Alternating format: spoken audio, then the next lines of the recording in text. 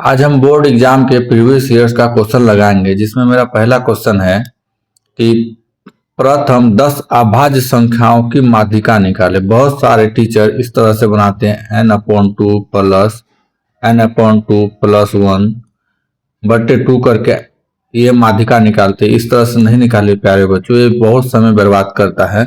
आज हम आपको बताते हैं शॉर्ट ट्रिक कैसे निकाला जाता है।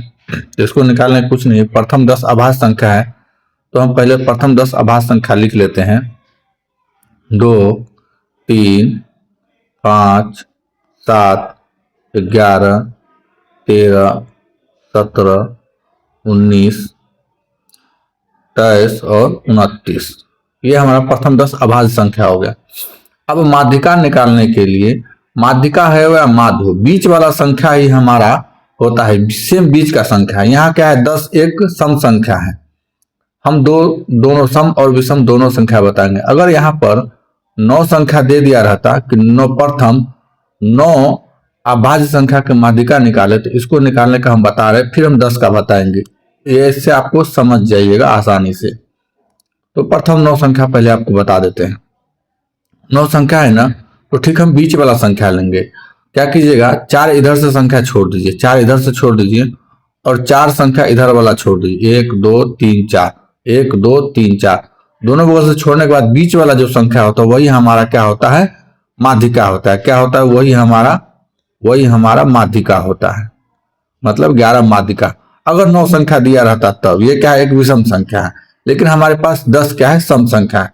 उसको बनाने के लिए क्या हम करेंगे, कुछ नहीं करेंगे, इसी में बस जस्ट बदलाव, कुछ नहीं। हमारे पास क्या दे दिया है, 10 संख्या है। क्या है, 10 संख्या, प्रथम 10 अभाज्य संख्या है। तो अब हम क्या करेंगे, बीच वाला संख्या निकालेंगे। इसके लिए क्या करेंगे, 4 संख्या इधर से छोड़ेंगे और 4 संख्या इधर से छोड़ेंगे, 4 संख्या इधर से छोड़ेंगे। अब बीच में कितना बढ़ेंगे, हम दोनों साइड से अगर 5-5 संख्या छोड़ देते हैं तो बीच में कुछ बचेगा ही नहीं। 5 इधर से छोड़ दिए और 5 इधर से छोड़ दिए तो बीच में कुछ भी नहीं बचा। इसके लिए हम 4-4 छोड़ेंगे। क्या करेंगे, 4-4 संख्या ही छोड़ेंगे। बीच में कितना बच गया, 11 और 13 बच गया। इस दोनों संख्या के हम माध्यिका निकाल देंगे। 11 प्लस 13/2, इसको काटिएगा तो 12 आ जाएगा माध्यिका। Option number B.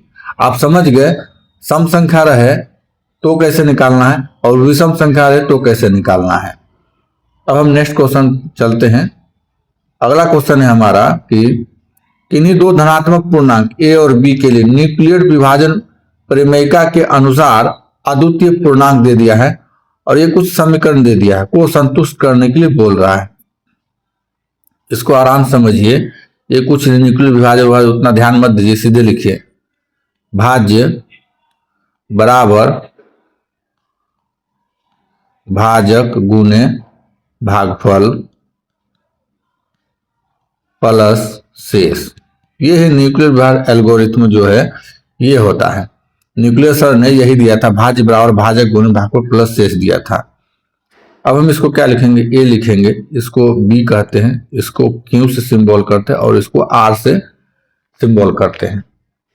अब हम तो साइड ले लेते हैं। अब हम एग्जाम्पल लेते हैं, जैसे मान लीजिए कि एक हम एग्जाम्पल लेते हैं कि 7 है और 3 से उसके डिवाइड करेंगे तो 3 दूनी के 6, घट के कितना आ जाएगा, 1 आ जाएगा। अब यहाँ पर सभी को सिंबल करते हैं। ये क्या है, ये बीच वाले को हम ए से सिंबल करते हैं, इसको हम बी से सिंबल करते हैं, इसको हम क्यू से सिंबल करते हैं और ये क्या है, नीचे वाला रिमाइंडर यानी आर हो गया। अभी हमारा अब ये क्या होता है, कभी भी रिमाइंडर यानी शेष जो होता है भाजक से बड़ा नहीं हो सकता, हमेशा छोटा रहेगा। क्या रहेगा, रिमाइंडर क्या रहता है, रिमाइंडर यानी शेषफल जो रहता है, ये शेषफल है, हमेशा या तो 0 हो जाएगा शेषफल या 0 से बड़ा होगा। शेषफल क्या होता है, या तो 0 हो जाएगा या 0 से बड़ा रहता है, ये तो लिख दिए। लेकिन वहीं पर हमारा ये जो होता है भाजक होता है, भाजक, ये भाजक होता है, कभी भी रिमाइंडर से बड़ा रहता है, हमेशा ये रिमाइंडर से बड़ा रहता है, कभी भी छोटा नहीं हो सकता। क्या, कभी भी छोटा नहीं हो सकता है। तो हमने एक्सप्लेन किया option number B. Option number B के साथ आप जा सकते हैं। अगला क्वेश्चन है ये दे दिया है कि 3 माइनस 2√5 का स्क्वायर दे दिया है। ये a माइनस बी का सूत्र पर जाएगा, a माइनस बी के होल स्क्वायर सूत्र पर बैठाइएगा आप फॉर्मूला पर और ये निकल के आ जाएगा। तो a माइनस बी का होल स्क्वायर क्या होता है, a square plus B square minus का 2ab होता है। अब यहाँ हमने a किसको माना है, b किसको माना है, तो हम बता रहे हैं यहाँ पर a है 3 और b है माइनस का 2√5 है। अब a का मान कितना है 3 है तो 3 का स्क्वायर, प्लस b का मान कितना है √5 है तो √5 का स्क्वायर, माइनस का माइनस 2 का 2 गुने a का मान कितना है 3 गुने b का मान कितना है माइनस 2√5। अब 3 का स्क्वायर करेंगे तो 9 आ जाएगा, वहीं पर स्क्वायर करेंगे तो 2 दूना 4, 4 5 20 आ जाएगा।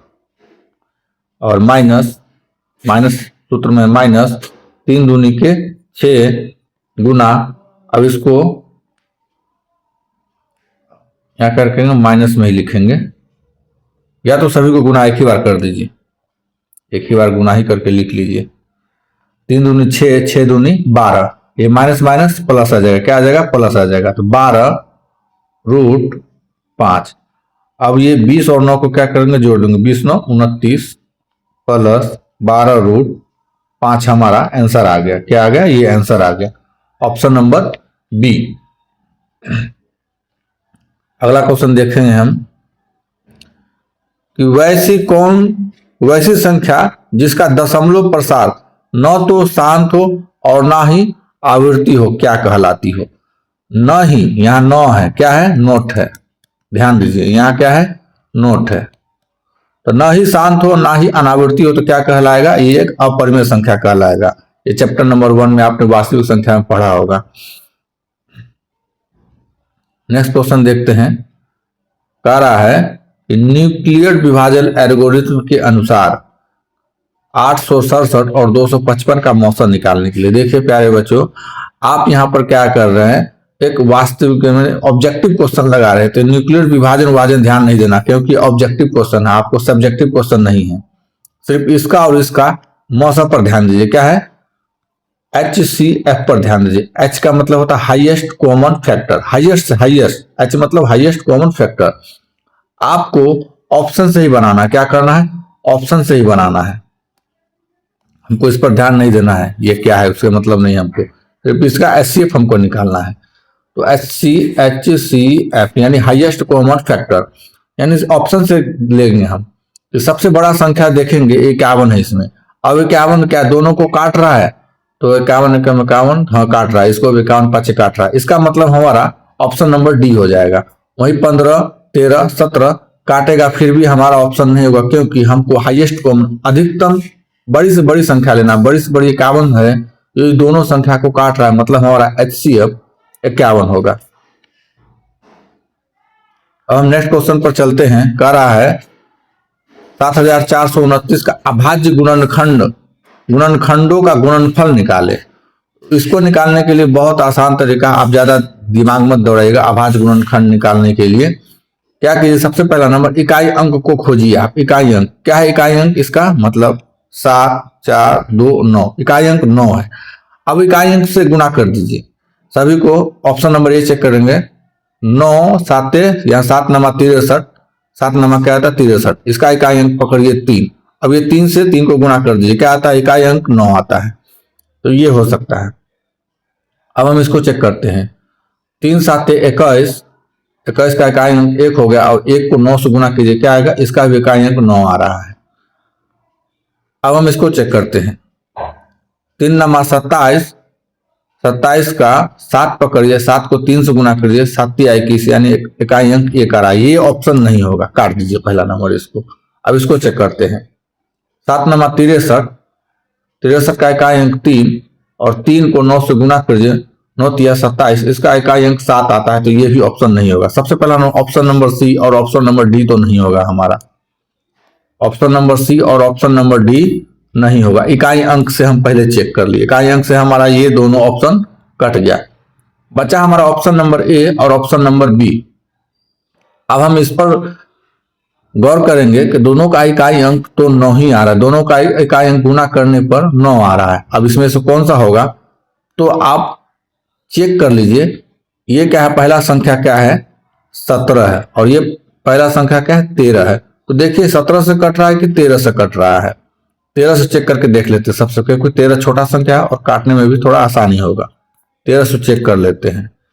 13 पाँचे 65, घटाएंगे तो 9 आएगा। 2 13 7 91, एक घट गया 9 हो गया। 13 कम 13, यानी पूरा पूरी घट के 6 आ रहा है। यानी ये 13 जो है 7429 को पूरा पूरी काट नहीं रहा है, पूरा पूरी नहीं काट रहा। इसका मतलब ये भी ऑप्शन हमारा नहीं होगा।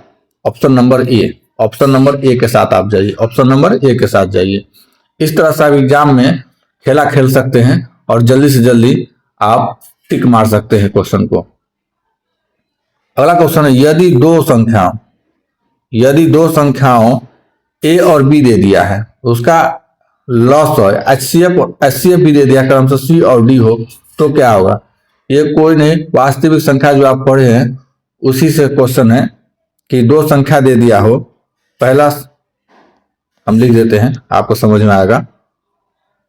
पहली संख्या गुने दूसरी संख्या।